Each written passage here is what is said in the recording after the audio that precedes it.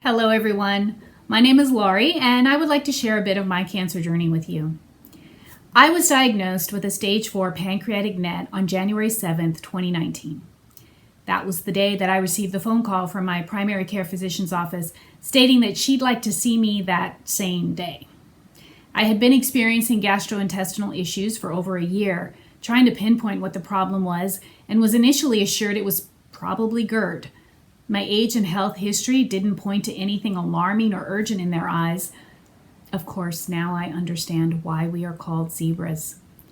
When I was finally sent for an MRI, the mystery was solved. It clearly showed the pancreatic tumor and metastatic lesions on my liver. That first discussion with my primary care doctor was a blur, and honestly not clear enough. I was sent off to schedule an appointment for a liver biopsy and to see an oncologist. The consultation with the oncologist did not provide much more confidence or clarity. I came away with the understanding that neuroendocrine tumors were somehow different than regular cancerous tumors and that I should begin octreotide injections, but not much more than that. I felt as though I was walking through a fog those first few weeks. I was searching desperately for light while everything around me felt very dark and information so obscure. Even the hospital rooms where I had my biopsy and the oncology offices with their dark lighting and non-responsive receptionists, and even nurses with varying levels of confidence and competence was all very unsettling. I knew there had to be a better environment within which to embark on this journey ahead of me, and before going any further, I knew I wanted a second opinion.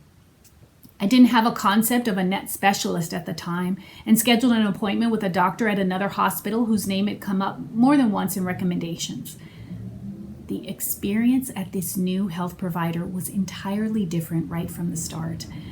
The warm greeting by the receptionist, the calm lighting and artwork in the waiting room, the efficiency and demeanor of each person on the team before and after meeting with the physician himself was such a relief. The time he took in explaining all the details of my case and the options before me not only instilled confidence in him, but gave me a sense of my power back. I finally had some clarity, and equally important, someone who was listening to me. I was fortunate to be able to make health provider changes quickly and place my care in the hands of this new doctor and his team. My fiance Thomas and I left the office that day feeling more hopeful and more in control than we had in the past 3 weeks. There were more biopsies and scans ahead, but I did begin somatostatin analog treatment, and it would be another 2 months before I started oral chemotherapy. It was a rough start, and I felt like my life was lived between doctor's visits and whatever energy I could muster for work. But I felt supported and well cared for every step of the way, from the close circle I shared my diagnosis with, as well as my healthcare team. Still, I knew I had to be my own advocate in my healing, so I did my best to educate myself.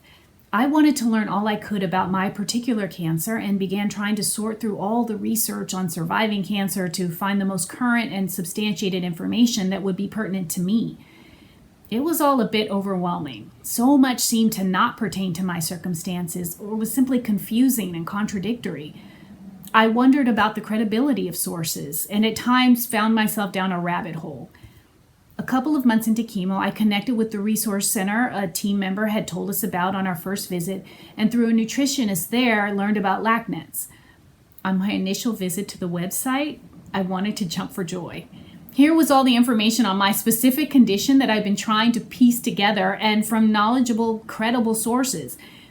It would be several more months before I would attend an event, but when I did, it was such an impactful experience to be in a room with other people and caregivers living with NETs. The information shared was so clear and relevant to my circumstances. I was grateful to have found such an invaluable resource and to start making connections with this community.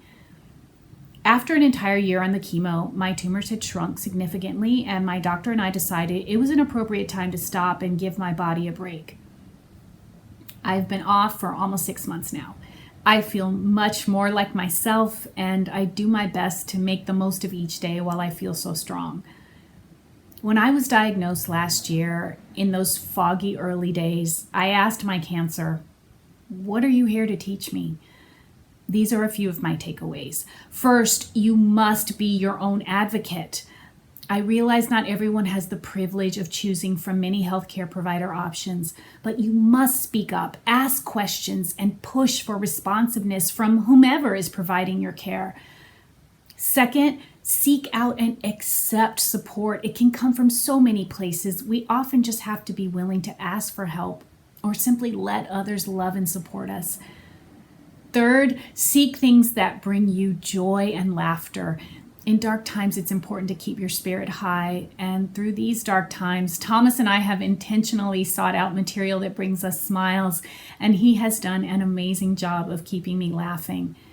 It is a great antidote to stress, and this year has been particularly stressful for all of us.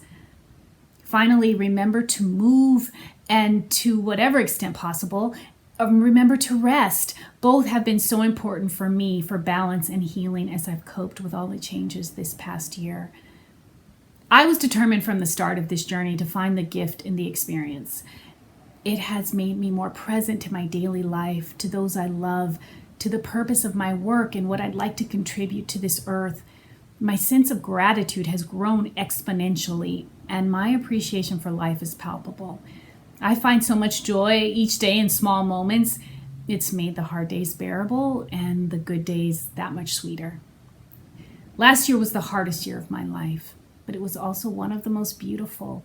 The love and support I received, the strength I found within myself while at my weakest physically, the new relationship I had to forge with my body, the clarity of priorities and purpose, the joy and gratitude in life in the midst of fear and uncertainty. It has all taught me so much about myself and given me so much. I know I am just at the very beginning of my journey, and that there are going to be many more treatments and ups and downs ahead. We are, as Thomas continually reminds me, adjusting to our new normal. We remember that, as Viktor Frankl noted, those who have a why to live can bear almost any how. We focus each day on our why. So I thank those of you who are much further along on this journey of living with NETs. You inspire me. And for those who are newly diagnosed, I wish you strength and courage as you find your own meaning in your journey. Thank you.